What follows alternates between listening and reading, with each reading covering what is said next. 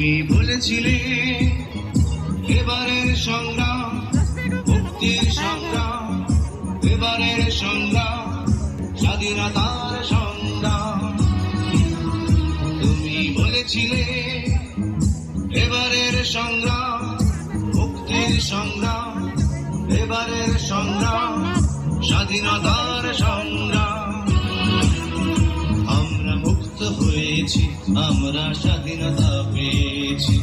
এই মহান নেতা বঙ্গবন্ধু, তোমাকে জানাই লাখো সালাম। আমরা মুক্ত হয়েছি, আমরা স্বাধীনতা